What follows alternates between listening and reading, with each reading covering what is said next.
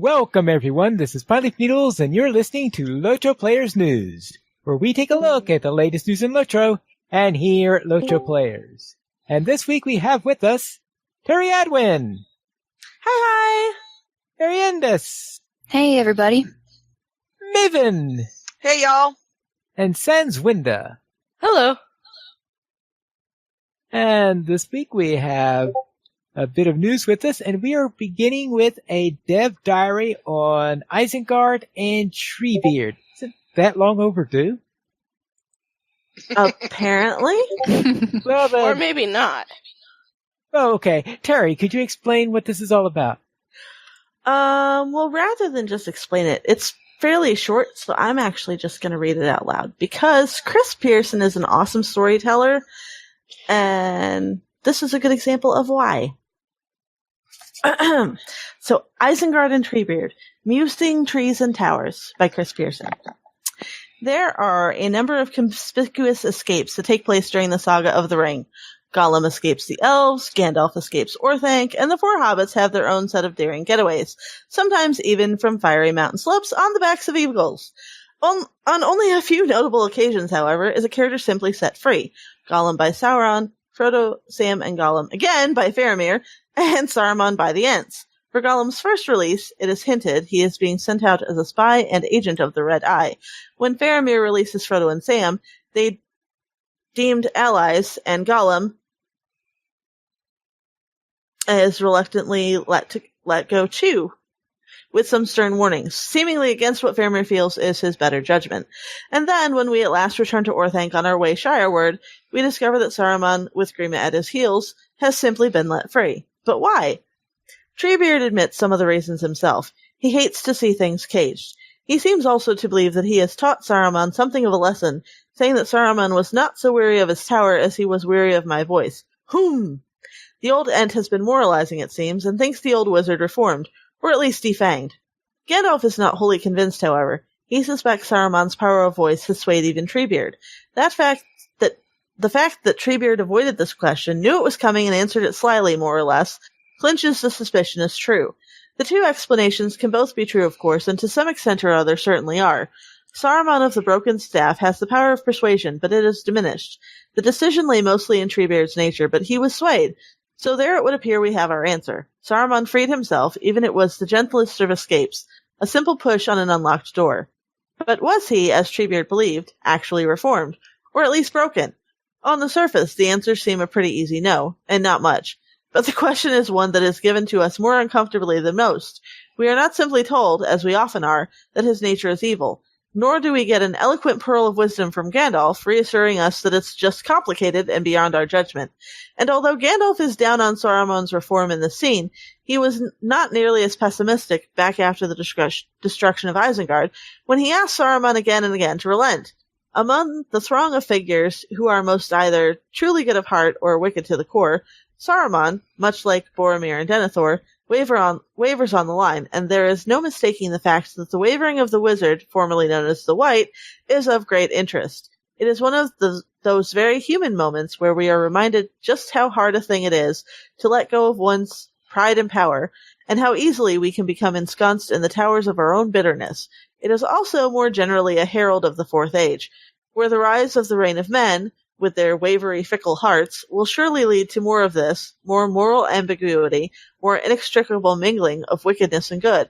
With that mingling, more times that the truly good must give the wicked a second or even third chance at reform, even if there is only the faintest glimmer of hope for it. Finally, Saruman and Grima's liberation serve one additional role, to give us a sense of contrast in the time of homegoing. When the returning hobbits uncover them in the Shire, they find themselves far, far greater and their enemies far pettier than just 1 year ago when they set off on their adventure. Perhaps even more important, we see the two diminished clingers to evil denied any homegoing or shelter of their own, cast out of Rohan, out of Orthanc, out of the Shire, and barred forever from Valinor beyond the Sundering Seas. So that's really interesting. And that's why it's appropriate for this point of time. Yeah. All right, thank you, Terry. So now let's head into the Mordor soundtrack, and it's coming on November 1st. Wednesday! So excited. Ooh. We're that close to November? Yeah. Halloween's Tuesday. Yeah. Yep. I guess it is the 28th. Time just flew by. I do wonder, though, about releasing a Mordor soundtrack on All Saints' Day. That can't be a coincidence. Day of the Dead. But no, it's All Saints' Day isn't the Day of the Dead. Isn't it? I thought the Mexican Day of the Dead was also All Saints' Day. Oh, I thought the Mexican Day of the Dead was the 30th or something like that. Oh, you're probably right, Pineleaf, because you're much better studied than I am. Dia de los Muertos. I thought it was Dia de los Muertos. I thought was the first. Begins on Tuesday, October 31st, and ends on Thursday, November 2nd. Oh, see, okay. They're no dummies. They make it last for like. Well, yeah. So smart. 3 days of candy. Come on. That's right. I guess that makes sense. Okay, so therefore they do it to cover Halloween and All Saints' Day, and yeah, pretty smart. It was probably to get around some sort of rule that was put on by someone. I bet. Not to celebrate because in the Catholic Church, All Saints' Day is a sacred holiday. That's right. But, I bet you're right. Therefore, maybe to get around some rule against celebrating Halloween, they're like, okay, that's a special day, but the other days we party. Right. They're very smart. So going back to the soundtrack, or rather the article. Sorry. Back to the fact that it's probably no coincidence that it's happening that day. So, okay, Terry, I'm less worried about the date and more about the fact that the soundtrack is awesome. Okay, so we talked about the Mordor soundtrack previously because Drac already posted an article, but this updated article, actually includes a link to the website where you can go order the soundtrack before it's released, because you can go pay for it now. You can also get the tracks individually for like 99 cents a piece and preview the tracks before you buy them. So you can play like 30 seconds or so of each track. So it's got like the most awesome bits of each track. Also, the very, very last track, which I believe is called Ever On, I don't actually think is from the game because it has people singing. Really? It really does, and I don't think it's actually from the game. Or maybe we just haven't heard it yet. I haven't been through all of Mordor, so... Yeah. Or they may be saving it for later, but... They may be saving it for later. It didn't sound like anything I've heard in the game, so I'm thinking it might not actually be in the game. It might be something that they wanted to put in and just haven't found a spot for it yet. Always possible. Mm-hmm. But, yeah, it's very cool. Track number 1 is my favorite Mordor soundtrack, which is Barad-dûr, because Coming Up to Barad-dûr is like the most awesome sound ever. To make up for it being such a scary place to go. Well, I mean, the soundtrack kind of combines with the visuals as you're crossing the bridge, coming up to Barad-dûr, and you've got the ominous music, and then the trumpeting sound that comes in, and then you get to the door, and it's this giant, massive black portal that has a great big flaming red eye on it, and it just looks like a place you really should not be going. And of course we all go in anyway, but yeah, just like the first impression of Barad-dûr was like the most awesome thing. Yeah. Well, let's face it, Barad-dûr isn't exactly the garden spot of the world. No, it is not. Let's then look at the LOTRO beacon. And it looks like there are Halloween concerts all over the place, but most of those will be over before we post it. Actually, I think they're all over now. Yeah, I think they are. Yeah, the last of them seem to be ending in about 20 minutes. Yes. So therefore, the Daft Pigs host a Halloween music festival. That sounds like fun, even though I missed it. Yeah, and this is why you need to keep track of the beacon, because if you don't, then all these items that are upcoming when they post it on Thursday may be long gone by the time we mention it on the news. And Massively OP writes of a shocking Harvest Math twist. Mm. Ooh. Dum dum dum dum dum dum. I don't. My soundtrack isn't anywhere near as good as Chance.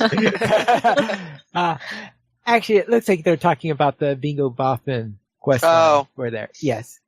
There's a bit of a twist in there, right? Yeah, it was really cool, actually. It was fun. And speaking of spooky twists, tell us, for the weekly comment, the final line in the tale of the spooky festival pumpkin.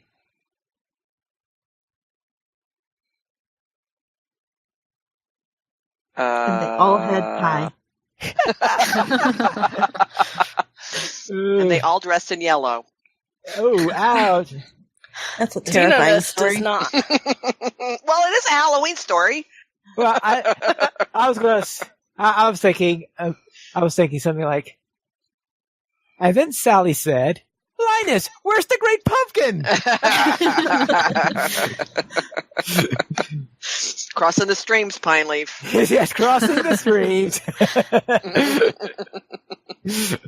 I think one of my favorite responses from the forums was by Merithrith, and she says, or he says, and there her spirit lingers, doomed to wander the haunted burrow till the end of days, because the doors don't make sense. It's funny. I was talking to Corey Olson the other day, and people have been after him to go do the Harvest Festival. And I said to him, frankly, it's not very loreful. I mean, there's not really lore there to speak of. But I said, if you wanted to take your son with you, what is he? I forget how old he is, 9 now, I think. Anyway, his sons and he have been doing some stuff, and I said they would totally love it. Especially if they score some of the tricks, the emote tricks. But I said, kind of like when you did the epic battles as Wiggin, you might want to have somebody standing by, just in case you get really frustrated trying to figure out which doors to go through in the haunted burrow. Well, we should have encouraged him to at least do the bingo quest. He's thinking about it. Yeah, he's thinking about it. Yeah, you got it. I said I'll volunteer myself to stand by, and I promise you I will only, if you need help, I'll just show you what you need, and then I'll step back again. Okay. Oh, yeah. So we'll see. I don't know. He said his son's got a pretty heavy... Yeah. Though the bingo spooky stories might be interesting for him. Those are interesting. Yeah, I did tell him. I said, there is a bingo quest. And I said, it's pretty interesting, actually. So that would be... And actually, y'all, if he does the bingo quest, that's it. It'll be like a 2-hour stream. Just the bingo quest. Well, yes. And note concerning the bingo stream, I noticed that when I was at the grounds that there were hourglasses on all the boffins, which implies that next year you can repeat it. Uh-huh. Yeah. I got that impression too, because if you click on him, it gives you the, a month and something else like they do for the repeatable quest at Festival. In other words, they set it to a time that was after the right Harvest Mass Festival's over, but before the next one starts. Yeah. Which is interesting. Well, I guess it'll be the same, but there definitely is a to be continued. Oh yeah, there'll be a part 2. Yeah, it'll be really interesting.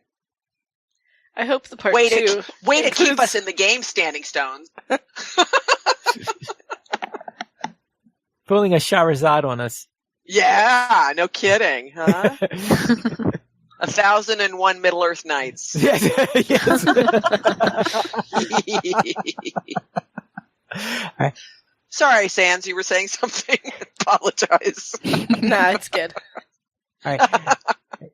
PC Games Girl delves into her new PC settings in a tutorial, and that is a YouTube tutorial that she gives there. So if you're interested in seeing what type of settings some people are using for playing LOTRO, you could check over there. And then let's head into our screenshot of the week, where the Eagles are coming in Maxim screenshot of the week.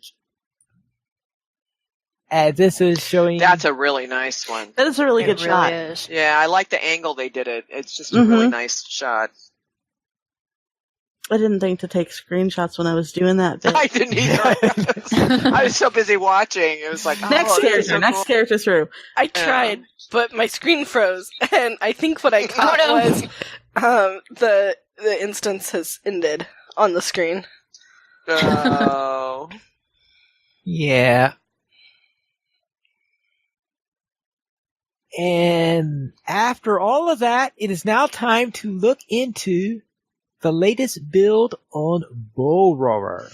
Dum dum dum dum. More Trish soundtrack. Sneak peek at the raid, guys. Yeah.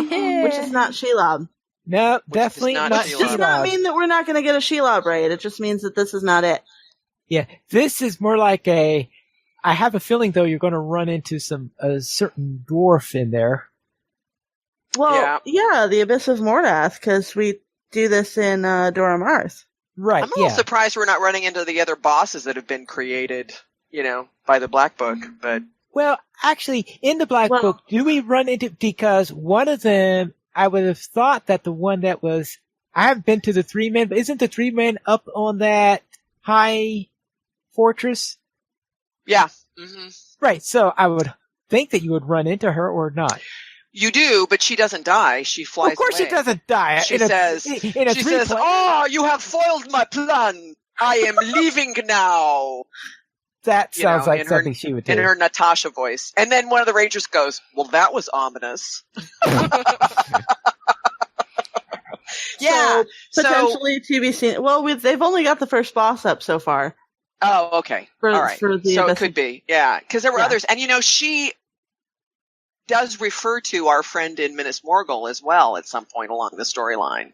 So I was kind of thinking we might see him again. And I think everybody knows, right? I'm not spoiling that Gothmog has taken refuge in Minas Morgul. Yeah, I have spoiled it now if I hadn't spoiled it before. They've only got the first boss so far. Oh, okay. All right. So we don't know. So you can only preview, literally sneak peek. You can get to the first boss, and you can get to the space where the second boss is going to be, but the second boss is not there. So you can't get any further. Yeah. Yes. In Dread Terror, I think we pretty much went through every single Nazgul of the pack as you made your way. Well, not the every ones single, that you hadn't already seen, I think. Exactly. Yeah. How do you go? Oh, Dread Terror. That's the Pelennor thing. Yeah. Okay. Yeah. Yeah, the first I was about to say. Yeah, it's one of the Dread Terror is the Pelennor raid. All right. So the raid. Does anyone know who the first boss is yet, or is that something? I haven't been in. So none of us have been in it. All right. So at some point, someone I'm sure will post an article on that about who the first boss is. Whether that is the dwarf or whether that's someone to lead up to the dwarf or what. It is interesting because that storyline, that dwarf storyline is, I think, really super interesting. So I'm looking forward to it. We shall see. And other things that we have in there are, well, they do have this thing about, some known issues with raid and stuff like that. We won't worry about that till later, since hopefully they'll fix that before it's all done with. And And the cats have been fixed. Yay! Oh, yes. Yes. We are all. Oh, yes. Because I found this, completely fascinating. The cat, for those of you who spend time sitting around in Bree and just watching the cats and noting that their wander sequence is a little bit off, the cat wander sequence now plays smoothly. It's been fixed. Yay! So you don't have to worry about the cats getting stuck anymore. Yay! So I guess the thing to do now is to in the actual game, go now to Bree and check it out. Right? Well, it's still so then broken. you can see while it's still broken, right? So and then you can compare after the update happened. We can appreciate all their hard work with the cat wander sequence. Yeah. I'm really relieved.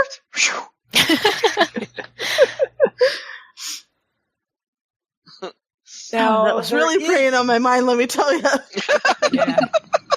You guys have no idea how long she's been talking about this. I'll bet the how long Players it's been Council bothering her. and the Players Council's probably been complaining about it for I'm months sure. and months and months. Yes. Now, here's the thing: they still haven't gotten it so a chicken could go into Mordor, but the cat wander sequence has been fixed. Priorities. all right.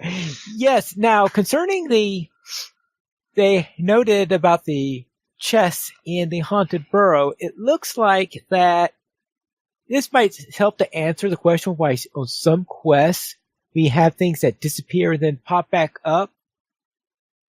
In that they're noticing that on the chests they're having issues where people were things were they were having trouble with the chest sometimes that were printing. Trying to get them to using open or something? Yeah, what happened is that sometimes they would lock and no one could use them. Oh. And their solution to fixing this is that when someone uses it, it will disappear for a moment and come back.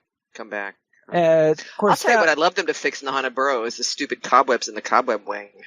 Stop having those stupid spiders attack us. Well, yeah, that would actually be nice.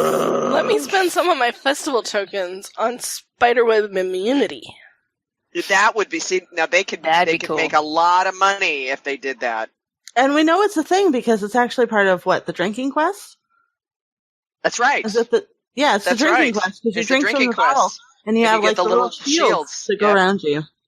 I would totally pay money to be able to have that because it's like every time I go into that wing, I'm like, oh god, here we go. Anyway, sorry, Penleaf.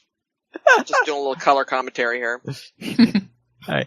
Anyone else found anything that they thought was particularly interesting in this update? One note that's about halfway down the list. It says players who have logged out in the Vales of Anduin may be sent to Archit upon logging in. This is because the absolute location of the Bjorning starting area has been moved. Other than this possible teleport, you should notice no difference in the Vales of Anduin. So just something to be aware of. Only Bjornings can get to the Vales of Anduin, right? Yeah. Right. Most likely I'm sure Bjornings all over Middle-earth are happy to hear this news. Let's face it, how often do people log off in the Vales of Anduin? I don't know. That's a good question. I did earlier today, but that was a kind of strange situation.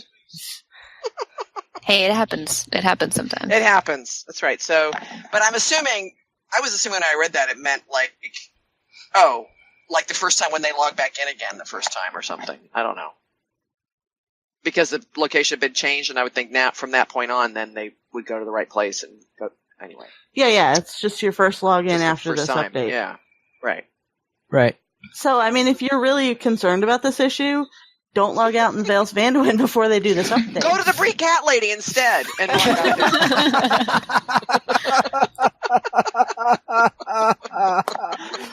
oh, actually, here's one that Stones, we love you. We're just having fun. Actually, here's one that would be very useful for us on the first Thursday after the patch, and that is the campsites in Tardrudden, Lost-in-Ark. Oh, actually, these aren't in Mordor, so it won't matter. Oh, that's right. Yeah, no, those are all places that are out in. But what Gondor. about them? I missed that one. That is that burglars will now be able to contact peddlers at those fires. Oh, yay. What a relief. That's nice. What about the ones in Mordor? That would be nicer. Does it work at Mordor, or does it not work? Have you tried it? I haven't tried it yet. I don't think I've remembered when I was near. Let's try to remember next time. I don't think any of us has remembered that Pine Leaf's on a burglar when we're playing with him. No, it's always visible. How would we remember I did that? last week because I kept seeing the very kind fellowship maneuvers he was doing to help. Yeah, that was true. awesome. So He was healing us. That was pretty awesome. Yeah. Did we mention the pets? Oh. The Lore Master that's actually pets an important one. and Captain Soldiers are going to have their aggro radius halved. Yay! So that they don't pull mobs from a greater The area entire of landscape than desired. Yes. So it'll be a smaller area of landscape That's that they pull especially mobs useful in very dense mob areas. Yes. Oh yeah, where they will go anywhere they want. Let's go and grab this person. Oh, I know. And it's not actually in the notes, but the new rewards for Yule Festival are in this build and previewable, and Crazy Pants of Landroval has posted screenshots. Awesome. Crazy Pants. I can always count on Crazy Pants. Really, really nice furred shoulder piece that looks awesome. Ooh, really? Ooh. Yeah, I saw it this morning. Very nice. Great. I'm looking forward to it. Gonna do my update. And anything else someone needs to mention from the notes? If not, then let's head into our store sales. Do we have to? Terry is so thrilled. We should probably at least tell everyone what it is. Mm-hmm. Yeah, okay, fine. Free sample of the week is a skill. Although we could have people guess if she's that excited. I'm sure everybody already knows what it is. Free sample of the week is a skill and Slayer deed boost times one time per account with the coupon code FELLDEEDS now through November 2nd. And 30% off some legendary junk because they keep trying to get us to buy legendary junk. So legendary level cap increases, legendary stat upgrades, relics packs, legacies, legendary slot unlocks, and legacy tier upgrades, and scrolls of combination and relic removal scrolls, which actually they don't put in those legendary sales all that often, but I don't use them, so I don't care. It's not a bad thing to stock up on, actually. Because new relics are coming up all over, coming out. So I like garbage. I still have relic removal scrolls taking up space in my bags because I always forget to remove stupid things when I deconstruct to swap weapons. Know. And now we have imbued items, so I'm not deconstructing weapons. So I don't care. I know. But hey, for those of us stuck in the, under level cap areas, this could really help out. That's right. It could help out. Well, especially, when you're kind of mastering the LIs and trying to figure out what's the best thing. I as a side note to that, I have to, because on my level cap characters, I just dump the LIs. In fact, I'm filtering them out now, because they're all imbued. When I'm on my lower level, I also have to remember not to do that. It's like, no, keep the LIs. Well, at least keep the ones for your class. Well, but even the non, class ones break down, so I can make relics and stuff. I don't think it's worth it. Settings and stuff. I toss them away. Do you? I don't think even on your lower level stuff. Oh, that's interesting. Okay. Nope. It costs too much money because you can't level them up to get decent relics. Yeah, so you have to identify them and then you have to pay to deconstruct them. And it's not worth the coin cost. And you have to pay to make them too, don't you? If you're melding and stuff like that. Yeah. But then how are you able to, at the higher levels, like in the 90s and 100s, how are you able to get up to those very cool relics if you don't? There's these things called skirmishes I do constantly. The other way is to keep leveling ones for your class because you'll get better things off of them. Better. Yeah, if you level them up even just halfway, you get better really the way to do it. Relics, yeah. But I just do them all the way up. I swap them out. Yeah. So really then what you recommend, keep the ones for your class, slot them in, level them up, deconstruct, and just do it that way. Okay. Mm-hmm. I mean, yes, they take up bag space because they have to be in your bags to earn XP, which is the dumbest thing ever. That's really annoying. But, I mean, unless you just, hang on to one and level it up and then deconstruct it and use the XP pill to do a second one and just do, one at a time. But it's more efficient to do, multiple. To just do all, yeah. I usually have... That's a good idea. Yeah, I usually have all 6 slots filled up with a legendary item. 2 of them, of course, are my active ones. Mm-hmm. Pre-Rohan, obviously, then I don't have to worry about the bridal one. So bridal takes up 1 after Rohan. And then 3 of them, which... Yeah, just keep on leveling up an item in there, and I get plenty of relics from that. And then, like you say, when you're doing the skirmishes, you get drops, right? You get relics as drops. Yeah. Yeah.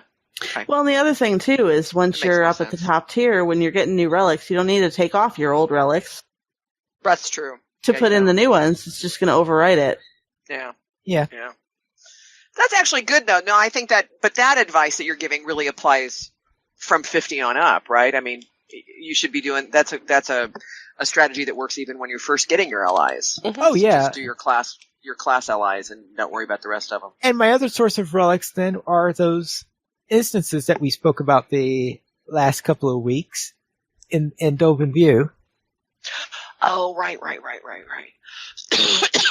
Those they're not resources. Are they? They're not resources. Yeah, because one of the things that they give are titles, but normally after I have the titles I need, I just do them for the relics.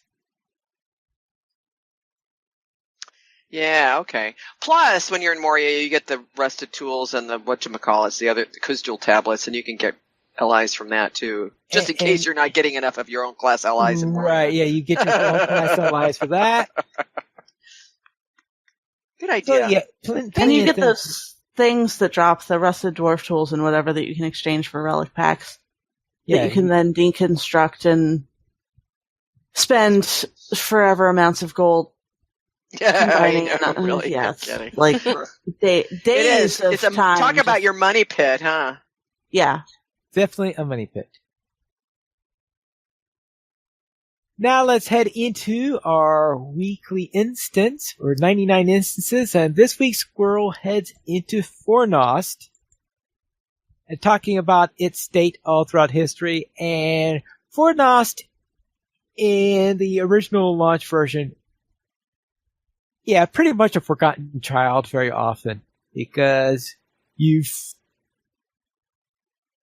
had the North Downs, which had a very, very inconsistent leveling area and all that fun stuff in there.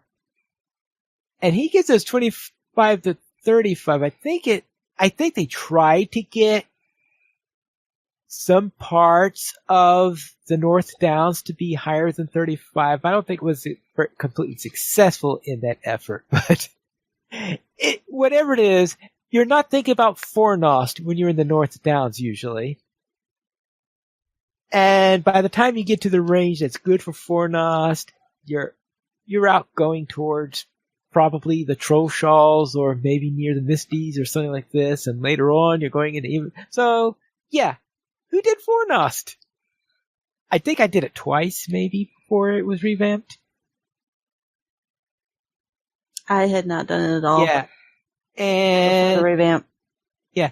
Now he talks about there being hard to get to, but I would think that there would have been a horn there. There is, isn't there? Yeah, if there's a horn there, if there's a horn there now, there must have been one back in the Yeah, even back then, because that's when you really would have especially back then, right? Yeah. Yeah, but I guess even just getting the captain there, or actually any player, you didn't need a captain there. I guess if it was just getting all the way up there was not, because there's all kinds of that's fellowship area mobs. Yeah, they're fellowship area, especially back then. It was elites and stuff. Boy, that was a rough place to get through in order to get into a position to do it. And of course, once you got there and fought your way into the instance, because no instance finder back in those days, you then had to do the whole thing. And it's long. I bet that was long. I mean, just judging by the four as they are now, if that was one long thing, oh my gosh. Oh, and this reminds me of the thing I forgot about from the patch notes. And that is that with the new raid, they are experimenting with a new raid lock system. I read a little bit about that. It sounds interesting, but I'll have to go in and actually play with it to know whether... It's essentially is all that gets locked is the chest. Is the chest, you can't loot the chest or get anything from the chest if you're locked for that particular one, but you can do the instance all you want while that lock is in effect. And also that the system of which locks in that you could also skip by bosses. Yeah, it lets you set the lock. So if you make it all the way to the end of the raid, with one group, you can get a new group and skip the raid and just do the last boss. Yeah, and it's based on whoever is the first person to cross the start line. And that person sets, so therefore, if the first person to cross is someone who hasn't done any of the bosses that week, then you start at the beginning. If it's the first person is someone who hasn't done the last boss yet, who's done the first two bosses, whatever, then you jump to the third one or something like that. I'm sure there'll be more details on it as it comes along and people explain what they're seeing and stuff like that when we have all three bosses in it on how it actually works. But the idea there is that you'll be able to do the content and help other people with the content and won't be locked out of helping other people with the content after you've done it that week. Because something that discourages people from doing the raid and helping other people with the raid is saying, "Oh no, I've got a group I'm doing it with tomorrow. I can't do it now because if I did it now, I'd be locked out." And this allows you to not have to worry about that. Well, that's good. So hopefully they'll be able to do this. And of course, and the reason why I thought of that is Fornos most probably had, I'm thinking Fornos might have had locks on it during that original time because there's multi-wing for bosses and stuff like that. I believe so, yeah. And when you have something big like that, you need locks on it, probably twice a week since it was only a 6 Similar player. to how the Rift is locked. Yeah. So most likely there are some types of locks that are on various places as a result of that. And so that's how it was originally, and going through all there, and it was probably several hours in order to get through all that mess. And then, of course, they revamped it to be scalable and different wings, each doable separately. In fact, when we did it on the Academy, we would do it in 4. Did we do it in 4 separate weeks, or did we do 2 a week? I can't remember which way we did it. But we probably didn't have time to do it all at once. I didn't do it with Academy, so I don't know. We did it with Players Adventures. Oh, Players Adventures. Okay. And that, I think, was just 1 a week because it was 2 different groups running. Right. Because of how many people showed up. That I remember because that I was there for. You guys just didn't know I was there because I wasn't in chat yet. I was in Drax's group, so I was in the group that wasn't on camera. Haha. Those were the days, yeah. So my first experience of Fornos did not go well. But it went slightly better than the other group because the other group had Andang in it.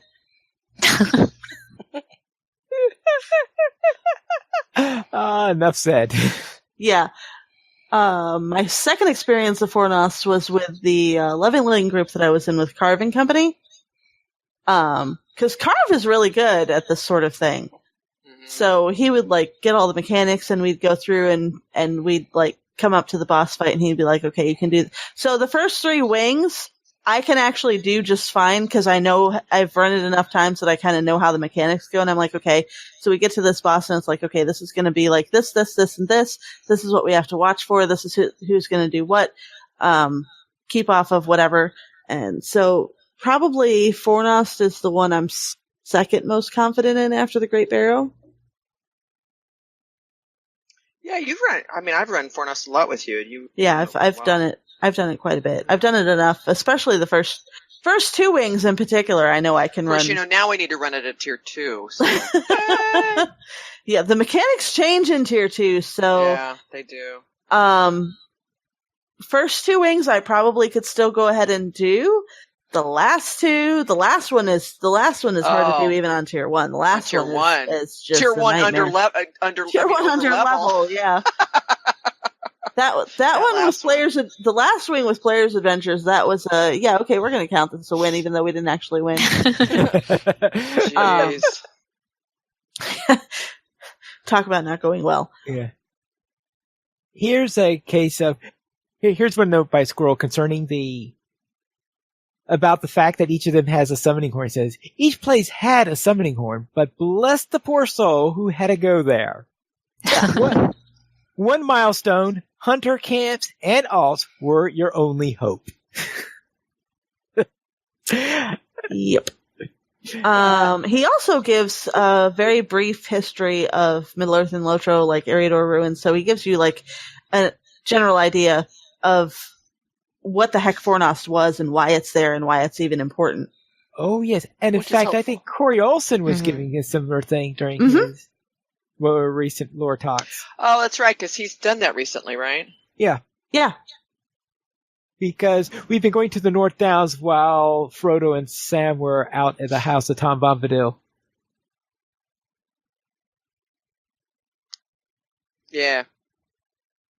Now let's head into our picks of the week because it looks like we're being really picky to this week. Yes. We have an abundance of picks this week. Abundance of picks. And Maven, we're not talking about the pick emote, listeners.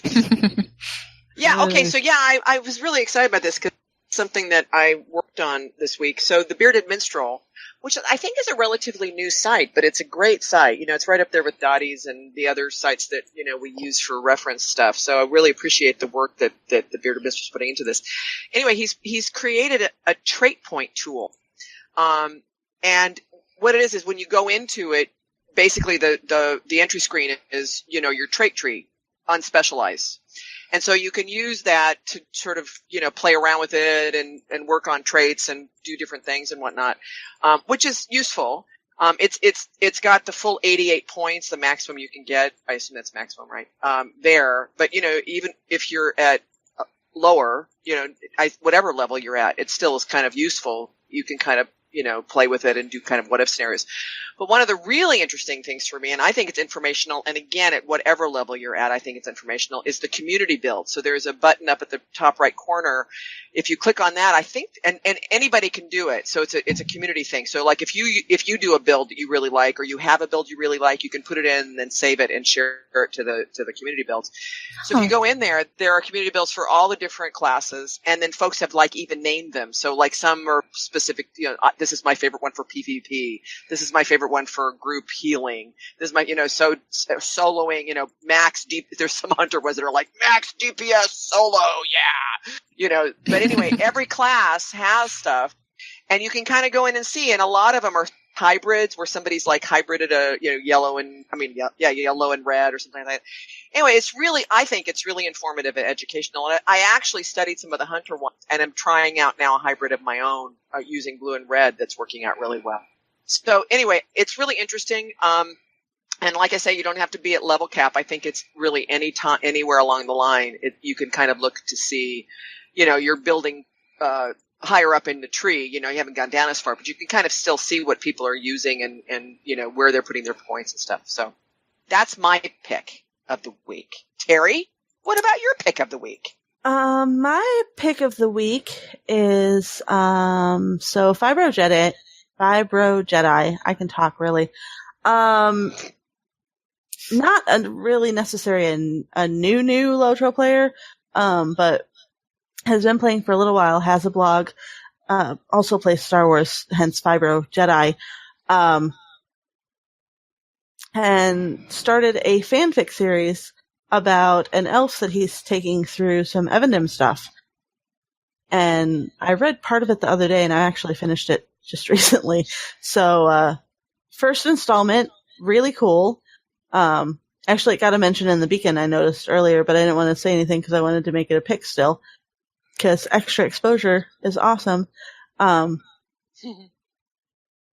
it was really, really good. And really looking forward to more.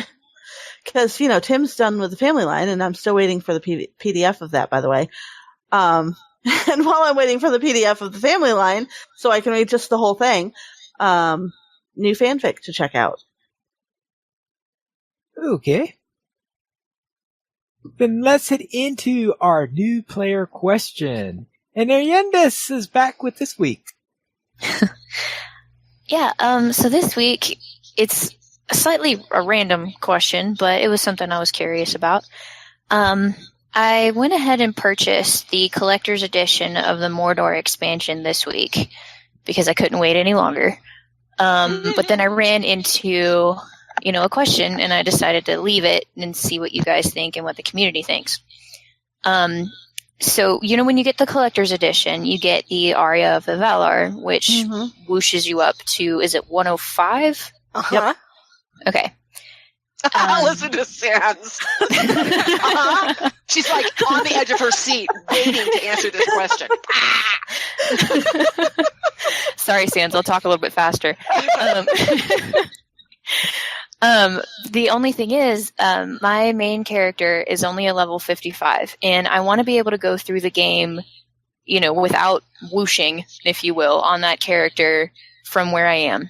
So I want to make a new character to whoosh. Apparently, whoosh is the new term now. Yes. So my question the official term for valoring a character, yes. Yes, whooshing. My question is, should I wait? Well, I guess it's a two-part question. First, should I wait until I take my main character through the rest of the content that's left and then do the Mordor content? Or would it even be worth it to whoosh a character up?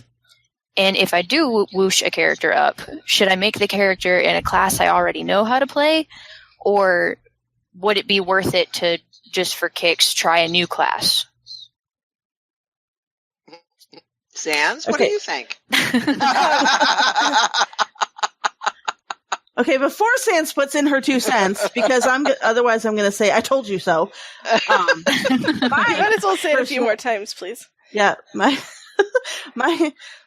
opinion on this went back when, like, Gift of the Valor, Blessing of the Valor became a thing, where you could first start wishing characters. My opinion is, don't take a character up to that level that you have not played at least through, like, the first 40, 50 levels of. So, because you need some familiarity with how the skills work in the class before you try to do content at 105. So if you're gonna wish a character that you don't know the class of up to 105, don't try to take that character into Mordor directly. Like, Go back and play old content and figure out what the heck your skills do. Mm-hmm.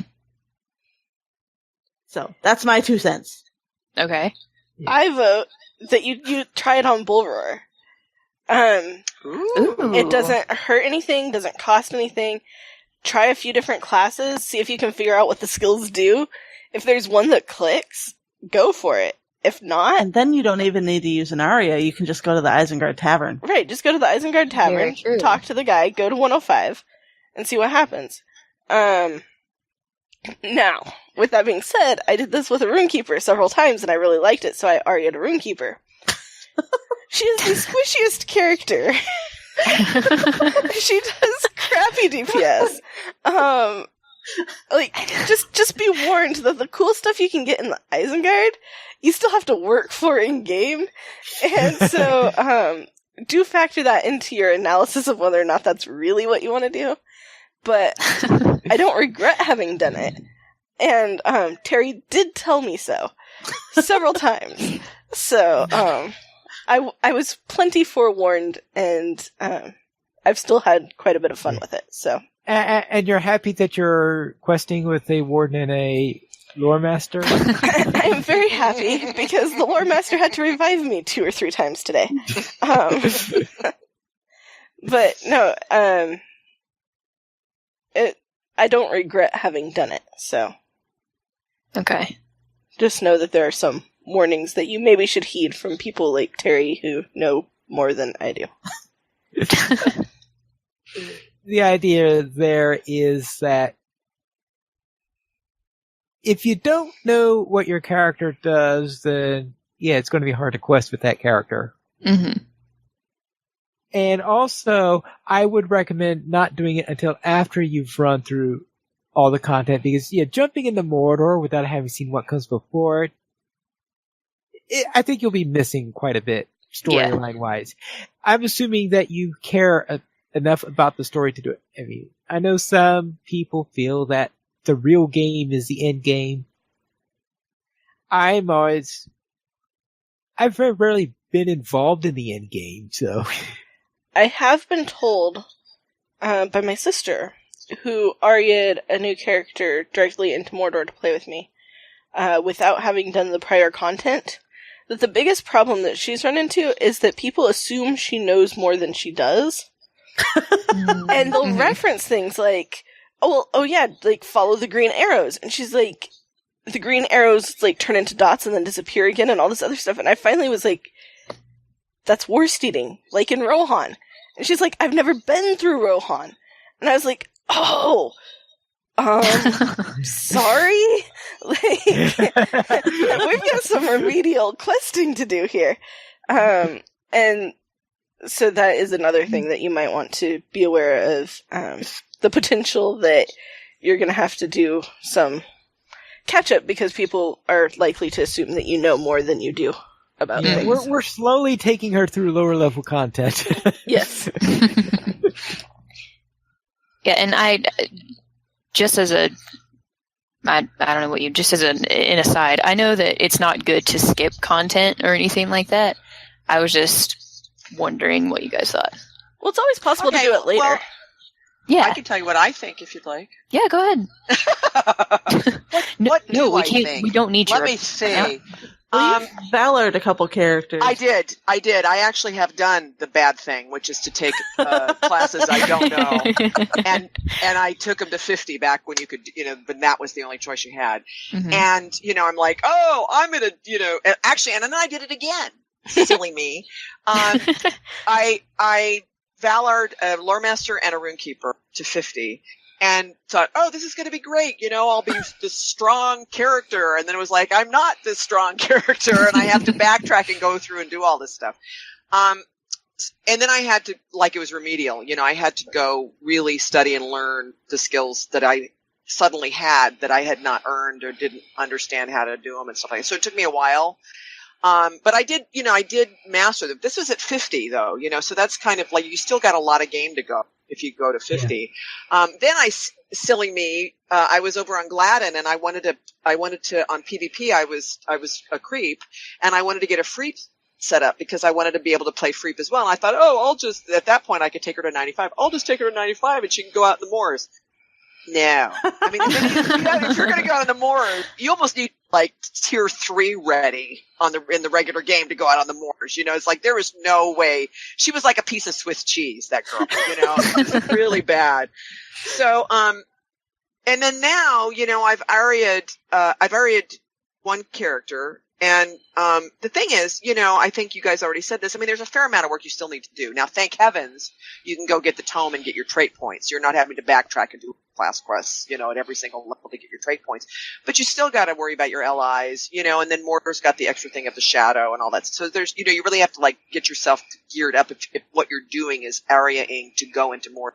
Yeah. That said, it is interesting. Like, I'm sure, I don't know that going into Mortar is not going to ruin the rest of the epic for you. If you're going through the epic in chronological order on your main alt, aria'ing a character and going through Mortar isn't necessarily going to ruin that for you. I mean, you already know how the story ends anyway. Yeah. Well, assuming you do know the story. Assuming you do know the story, and it's kind of interesting. It is really interesting. And of course, you have those of us who will help you out, if, any of us will, if needed. So, as far as which class to do, I mean, you might want to do a champ because I know that's what your main one has played. Yeah. But it could be an adventure to go be a burglar. Pine Leaf will tell you it's easy to be a burglar. One thing to consider is if you are considering expanding out and branching and playing on more than one server, then maybe you have the possibility of, all right, if you're naturally leveling on one server, maybe to aria on the other server. Thing is, you don't have access to any of your stuff in your shared storage and Well, that's the now. This is if you were thinking of going to another server. Yeah. Obviously, there's some people who prefer to do all their playing on a single server. I am notorious for not being one of those people. And of course, and of course, we do have people like Terry Adwin. I know had. I don't know. Are characters you on every server? Yeah, she does. You have characters on every server. I have Terry Adwin on every server. You were lucky enough to get the name on every server. Yes, I was because I did it way back when all of the servers, like before there were just 10. I had 26 Terry Adwins. Yeah, well, there were a few servers where people have decided, oh, Pineath looks like an interesting name. I'll take it. I went through and did it shortly. Actually, the reason why I did it is because of Sapiens's Hobbit runs. When he was doing Hobbits to Isengard, he mentioned that he was not able to get the Hobbit name that he liked. Right. Yeah. On like 2 or 3 of the different servers. So I was like, well, I don't want to jump to another server and find I can't have my name. So I went through and I made Terry Adwin on all of the servers. So yeah, the name is mine.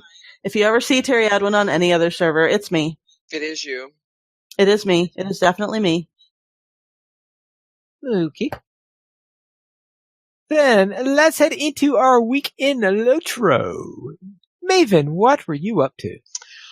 Well, among other things, attempted the new 6-man at level 115. I tried to talk the guys into doing it at 105. They're like, no, we will do this at 115. I'm like, okay. Well, we did manage, unfortunately, I knew because the girls we had done up to a certain point, in Bull Roar. So I knew what the first boss was going to be like. So that was kind of nice. Not that I had anything to offer in terms of advice, but at least I knew what was coming. And then we did get all the way to the final boss, but the mechanic is really, you kind of got to learn it because there's a little bit of a surprise. You're there. It looks pretty straightforward. There's the boss, and then there's surprise, and then it's like, okay, how do we, what do we do with this? So we kind of exhausted ourselves, so we didn't get to go through. We're hopefully trying to get tonight. So I may be reporting back next week. Fingers crossed with success. Then also in the new 3-man, I learned how to get the second chess, which I guess we could call it a tier 2 challenge. It's not a direct thing, like in other instances I've been in, the tier 2 challenge is pretty straightforward. In this case, you have to do it requires literally doing the hokey pokey to trigger the tier 2 challenge. Put your body in, put your body out, because it requires having one of the fellowship to run into the room and back out again to trigger the challenge part where you get the second chest. It's very strange, but it is fun. The boss fight is pretty fun. And, so that was pretty cool. And then I had, in a completely different vein. So this one night I was like, I don't want to do any more dailies. I'm Mordor fatigued. I just can't do it anymore. But, and my jeweler needed some more, Skarn to do tokens. So I took Glordriel to Kingstead to mine Skarn, and it was so much fun. I turned on the music, so I had Chance Thomas's Rohan, fabulous, soundtrack, running around Rohan in the daytime. The wind was blowing, the grasses were waving, and there were warbands and Uruks to smush. So, it was great, because of course I'm so over level that it was like I could one-shot stuff. It was really nice. I was thinking, this is really relaxing. I forget sometimes that, just running around Rohan or running around the Shire can be just fun. So that was really nice. And I got a lot more tokens. I had a lot more Skarn for my jeweler, so that was cool. Arenas, how about you? Well, this week, as I mentioned earlier, I purchased the Mordor expansion, so that's coming down the pike. I also worked on leveling up my champ in Moria. On the epic questline, one of them really just started to crack me up. It's Volume 2, Book 3, Chapter 7, and I didn't catch the title, but I thought it was hilarious how being noticed by one single orc can doom the entire dwarven race. Yes. It's like, how fragile is the dwarven race? Why is one orc so dangerous? And it's not even like a boss or anything. It's just a regular scout, or something like that, so... Okay, you're talking about in the one where you're supposed to be sneaking in and signaling and all that stuff? Uh-huh. Well, that's because he's the scout and he's going to warn the boss if... Well, yeah, but it's like even the one on like the outermost rim of the thing. Yeah.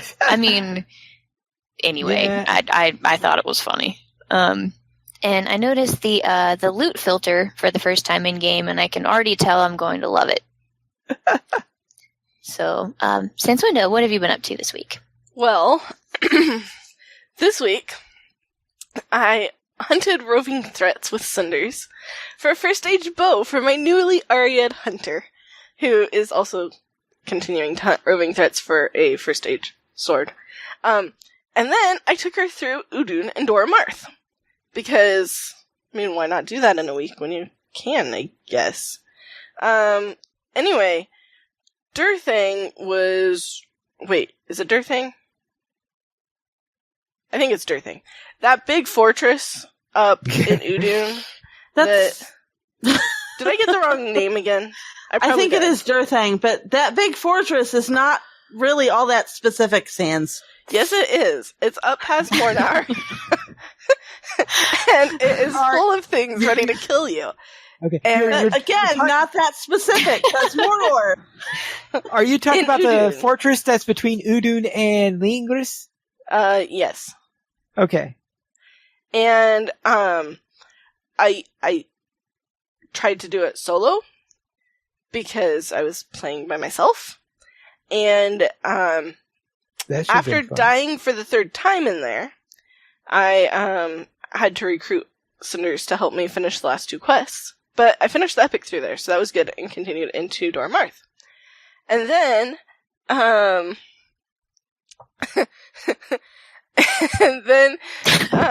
decided, because I was almost 115, to go into Barad-dûr. And I was like, I know this is probably a bad idea, but surely I can solo Barad-dûr. And it went pretty well. In fact, it went really well. I was so proud of myself until I took a wrong turn and promptly died. But I was so close to being done with all the quests in there that I decided to just go back in. And there was a group of people that I was following in, and so everything was killed, and I was like, oh, this is really great. And I got kind of lax in my vigilance. And took another wrong turn and died. So, moral of the story, Barad-dûr is possible to solo even with a newly RA'd character if you've got the gear leading up to it. But be careful where you're going, because getting lost can be deadly. But I thought that was kind of funny. That I feel like that should be our show title. Getting lost can be deadly. Getting lost can be deadly. Yeah, that kind of sums up Mordor, actually. But I was very proud of myself and made it to 115 on my newly RA'd hunter. So Nice. Yeah, that was pretty cool. And on the field trip on Friday, finally made it to Inedwythe with the level 65-ish characters. We did not get the thorough title on our way, but we Aw. did get lost. And in that instance, getting lost wasn't deadly because we got lost and ended up back outside where we were not trying to be. But, that was fun. And we're in Inedwythe, so we're totally almost to Dunland. Hopefully. And then, because I was having such a good streak in persuasion and doing stuff, I tried to convince the good people of Fushambal to go into business selling Silkill and Moonmuck rides.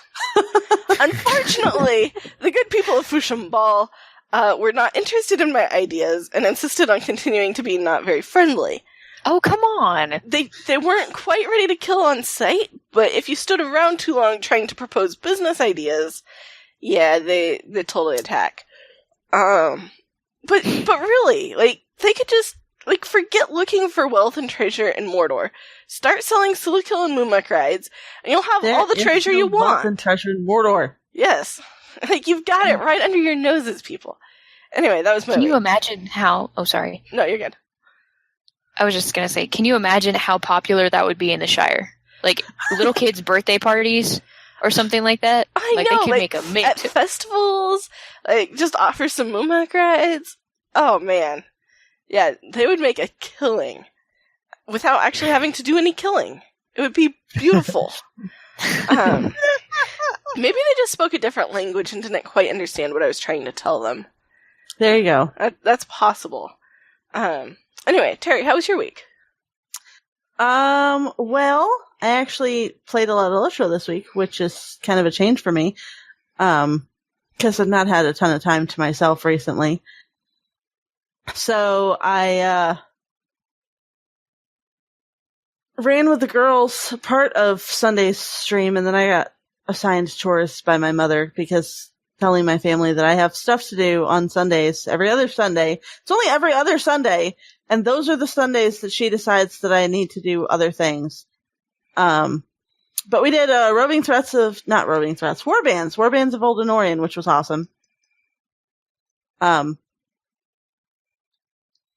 I actually was instrumental in helping to kill some of them, so I felt way more justified in being there than I do most of the time in Mordor, because I really don't feel like I'm contributing too much to damage in Mordor. And then my warden, Melethrin, has been in Dunland still. She attended an auction in Dunland, Isengard Bids 5, Also, Slap. I got a Sorry. chance to start filtering out phrases where Dunlendings use the word devotee-odd. So I will never have to hear the word devotee-odd again when I'm finally done. However, it turned into a bigger process than I thought it was going to be, because apparently there's at least 3, possibly 4 different tones of greetings that you can get from different Dunlendings. And each of those different tones has a male and female version. And there's like 1 to 4 different things that they can say in each of those tones. So then you have to kind of pick out which one you just heard to see if it's the one that you need to filter. So I basically spent a lot of time just talking to the same NPC, trying to get them to repeat their greeting so that I could filter it out. Because once you've popped up the record panel, if you have the sound and it's been recorded, you can actually like double click on the note and it'll play just that clip of sound, which is awesome. But yeah, it's turning into a bigger project than I thought it was going to be. So, and then Landreval Terry has also started the tedious process of trying to play nice with Easterlings and Haradrim, and it's kind of against her nature because Champion, the instinct is to kill all of the things.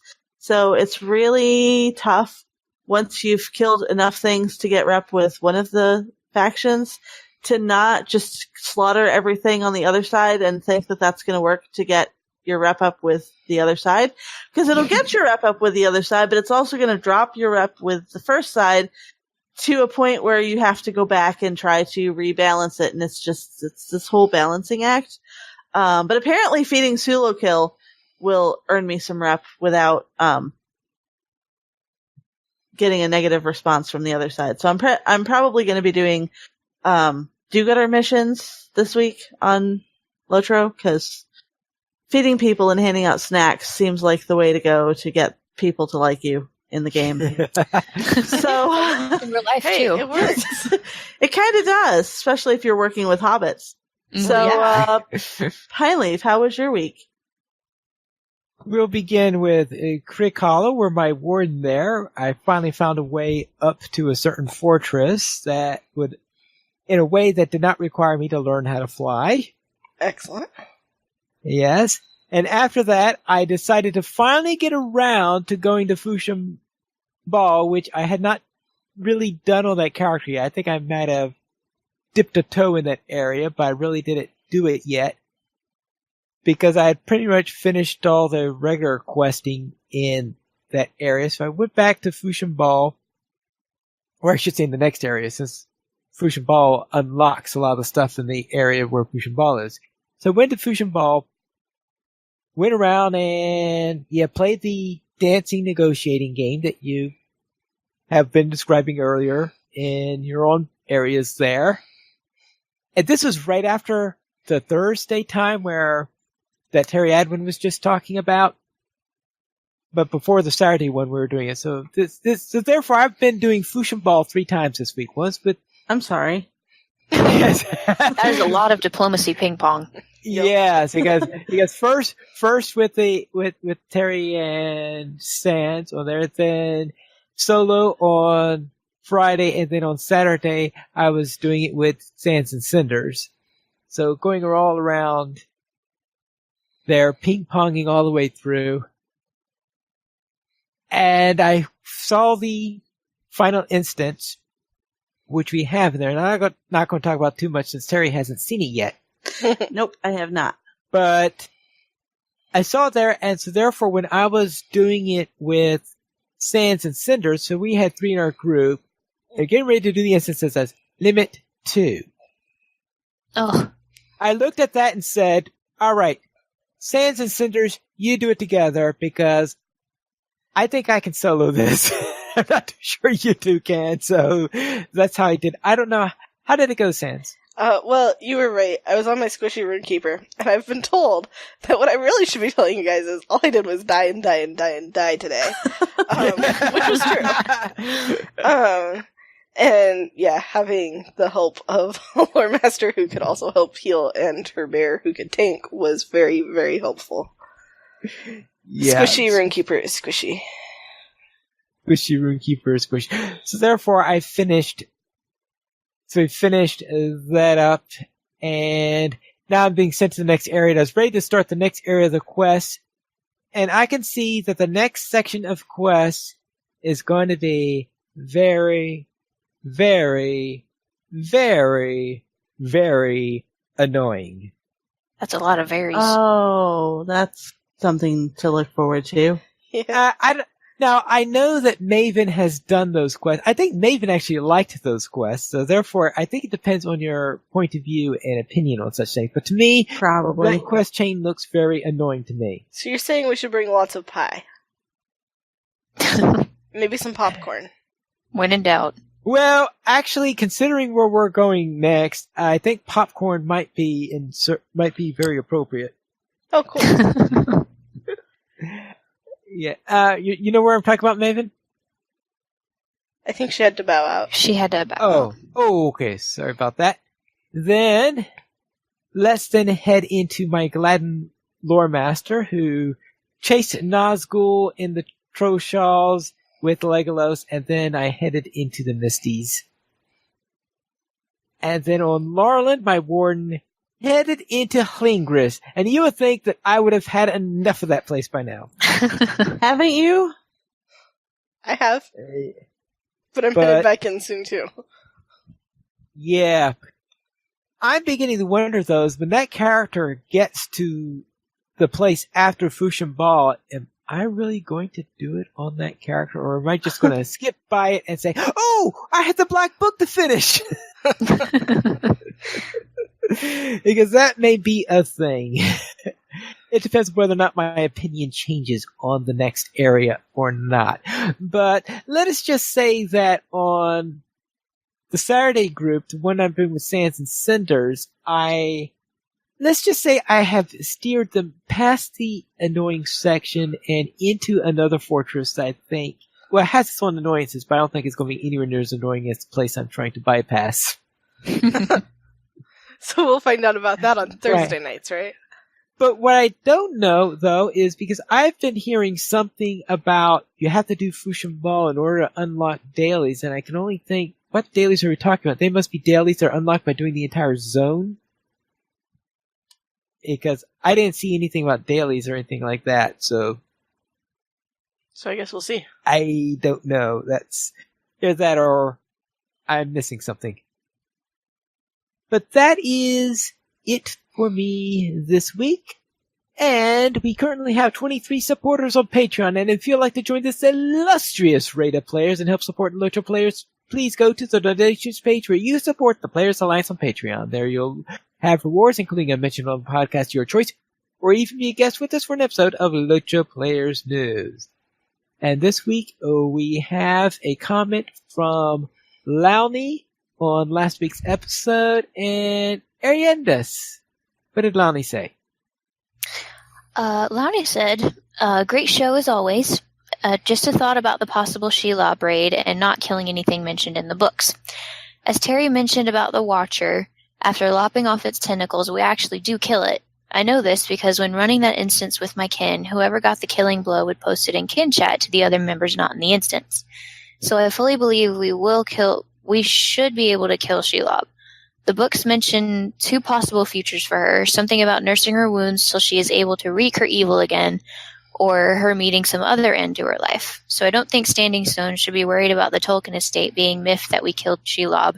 It is still, as the saying goes, an open book. Of course, the upcoming raid looks like is, despite my speculation, unlikely to have anything involving Shelob in it. But that doesn't mean we're not getting one. Right. I mean, there's always a possibility in the future of Shelob raid. Mm-hmm. Or how about this? Shelob skirmish. Anything for a skirmish, Pine Leaf. Anything for a skirmish.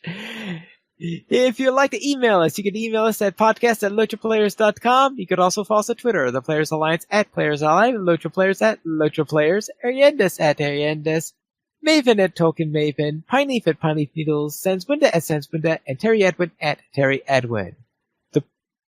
The Players Alliance has 2 live shows every Monday at 8:30 p.m. U.S. Eastern Time. We have DDO Players News, and every Saturday at 8:30 p.m. U.S. Eastern Time, we have LOTRO Players News. You can join us for our live shows at LOTROPlayers.com/live. And that is all for tonight, and this is Pilot Beatles reminding you to skirmish responsibly.